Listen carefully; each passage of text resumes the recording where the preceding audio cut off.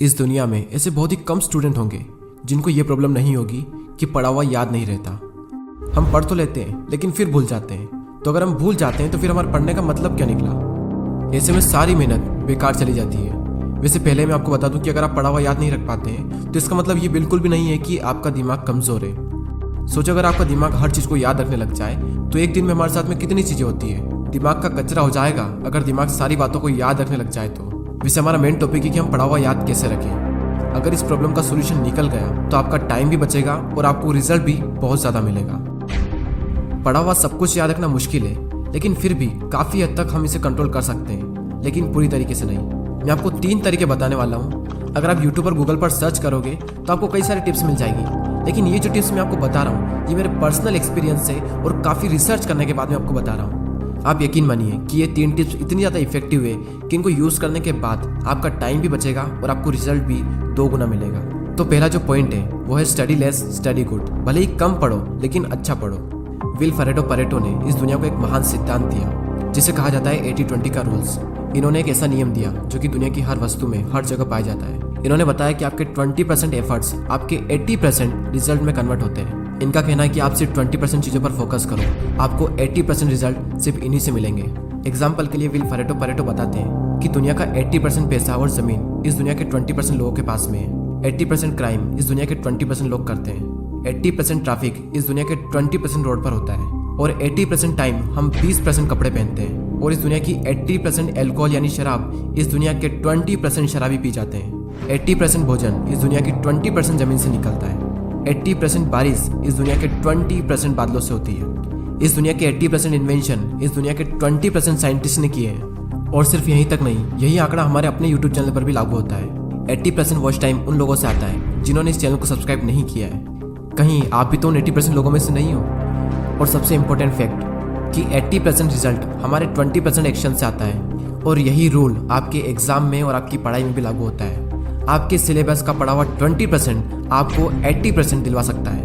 तो आप 20% most important चीज़ों को निकालें और उनको पढ़ें, और वही 20% चीज़ें आपको 80% रिजल्ट दिलवा सकती है। और आपने जो 20% निकाला है वो आपके सिलेबस के कंपैरिजन में बहुत ही कम है। तो ये जो कम है ना, इसको बहुत ही अच्छे से करो। और यही था हमारा first point, study less and study good. दोस्तों, मैंने भी कई बार ये गलती की है कि जितना पढ़ना होता है उससे हम कई गुना ज़्यादा पढ़ते हैं, और इसका रिजल्ट ये होता है कि हमें जो याद रखना चाहिए वो भी हम भूल जाते हैं। एग्जाम में अब वैसे भी ज़्यादा दिन नहीं बचे तो आप इस रूल को यूज़ करके काफ़ी अच्छा रिजल्ट पा सकते हैं। अब नेक्स्ट जो पॉइंट है वो है स्टडी इन मॉर्निंग। और ये जो पॉइंट है ना, ये मेरा फेवरेट पॉइंट है, क्योंकि मैंने अपनी लाइफ की ज़्यादातर पढ़ाई सुबह ही की है।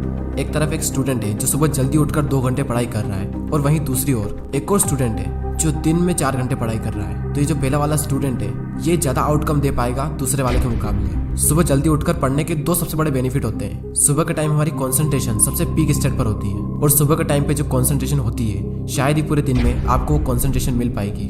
और सेकंड बेनिफिट ये है सुबह जल्दी उठने का कि सुबह कोई भी डिस्टर्ब करने वाला नहीं होता है। एनवायरनमेंट में एक अलग ही साइलेंस होता है, और उस साइलेंस में कुछ नया सीखने का मजा ही कुछ और होता है। आप सुबह जल्दी उठकर 3 घंटा पढ़िए, और उसके बाद में पूरे दिन अगर आप सिर्फ मुश्किल से आधा से 1 घंटा भी पढ़ते हैं तो बहुत है आपके लिए।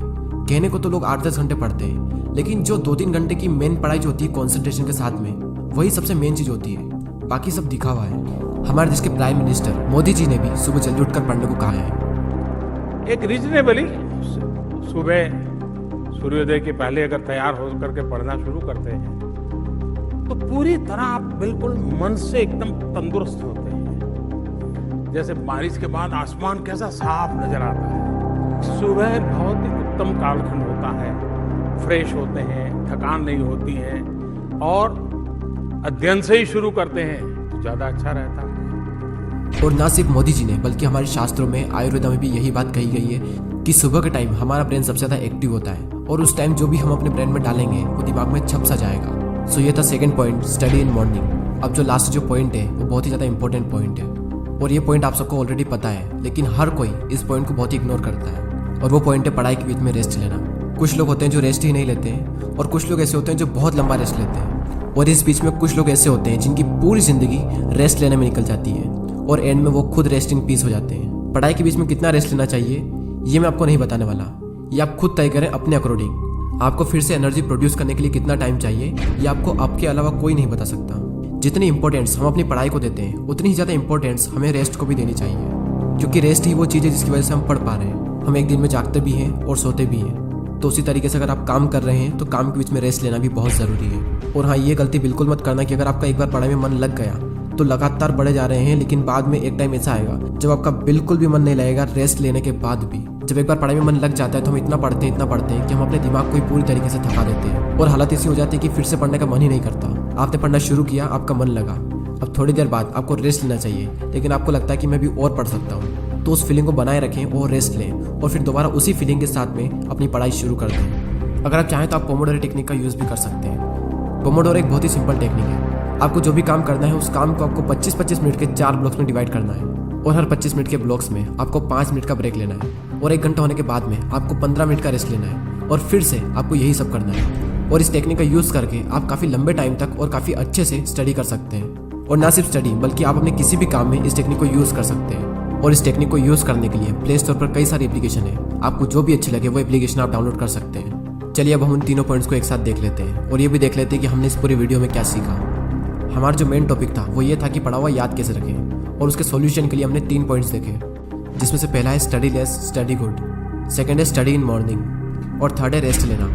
फर्स्ट पॉइंट में हमने 80-20 के प्रिंसिपल को समझा कि किस तरीके से आपको 80% रिजल्ट आपके अपने 20% काम से मिलेंगे, और साथ ही हमने ये सीखा कि आपको फोकस करना चाहिए अपनी 20% स्टडी पर जो आपको 80% रिजल्ट दिला सकती है। सेकंड पॉइंट था कि स्टडी इन मॉर्निंग, यानी कि सुबह उठकर पढ़ो, और इस पॉइंट में हमने देखा कि किस तरीके से आप जल्दी उठकर हाई कंसंट्रेशन वाली स्टडी कर सकते हो। और थर्ड पॉइंट है स्टडी के बीच में ब्रेक लेना, और इस पॉइंट में हमने रेस्ट की इंपॉर्टेंस को जाना। जितना इंपॉर्टेंट जागना होता है उतना इंपॉर्टेंट सोना होता है, उसी तरीके से जितना इंपॉर्टेंट काम करना होता है उतना ही इंपॉर्टेंट रेस्ट लेना भी होता है। और थर्ड पॉइंट में ही हमने पोमोडोरो टेक्निक के बारे में जाना। जो भी काम आप करना चाहते हो उस काम को 25-25 मिनट के 4 ब्लॉक्स में डिवाइड कर दें और हर 25 मिनट के बाद में 5 मिनट का ब्रेक्स लें, और जब पूरा 1 घंटा हो जाए तो उसके बाद में 15 मिनट का रेस्ट लें। और इस टेक्निक का यूज़ करके भी आप लंबे टाइम तक काफ़ी अच्छे से पढ़ाई कर सकते हो। और दोस्तों, अगर आपने पूरे साल पढ़ाई नहीं की है तो अब भी आपके पास में टाइम है, क्योंकि वो किसी ने क्या खूब बात कही है कि जो हो गया उसे सोचा नहीं करते, जो मिल गया उसे खोया नहीं करते। सफलता उन्हें ही हासिल होती है जो वक्त और हालातों पर रोया नहीं करते।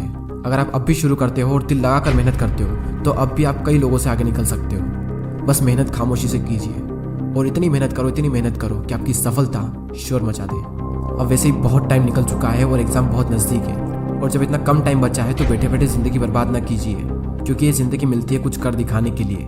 रोके अगर आसमान हमारे रास्ते को तो तैयार हो जाओ आसमान झुकाने के लिए। अब बात आती है उन 80% लोगों की जो वीडियो तो देखते हैं लेकिन सब्सक्राइब नहीं करते। यूट्यूब पर आपको वीडियो बिल्कुल फ्री में मिल रहा है और सब्सक्राइब करने का भी यूट्यूब आपसे पैसा नहीं लेता है, तो फिर मैं ये सोचता हूँ कि आप सब्सक्राइब क्यों नहीं करते।